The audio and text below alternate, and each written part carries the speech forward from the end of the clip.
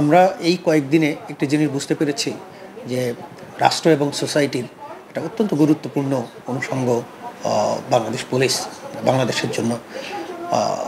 কয়েকদিনে আমরা এটা বুঝতে পেরেছি যে পুলিশ ছাড়া আসলে চলা খুবই মুশকিল।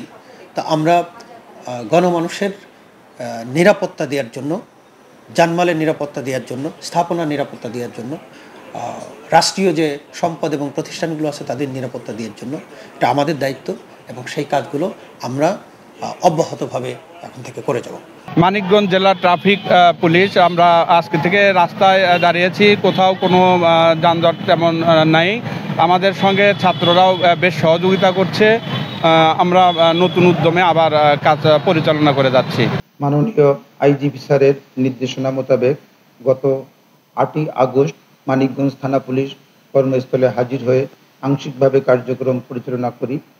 অদ্য আমরা সকল অফিসার ফোর্স পুরোদমে আমাদের কার্যক্রম পরিচালনা শুরু করেছি।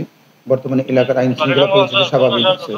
আমরা আজকে পুলিশদেরকে ফুলের শুভেচ্ছা এবং চকলেট বিতরণ করলাম এবং আপনারা এও জানেন যে এবং যারা নিহত হয়েছে এবং তাদের স্মরণে আমরা দোয়ার আয়োজন করেছি। এই জায়গায় দোয়া হলো এবং আমরা পুলিশ জনতা ভাই ভাই এ জায়গায় আওয়ামী লীগের দূষর তারা এখনও তাদের এজেন্ডা বাস্তবায়ন করার জন্য এবং দেশকে অস্থিতিশীল করার জন্য একটা কুচক্রী মহল এখনও দেশের ভিতরে উৎপেতে বসে আছে।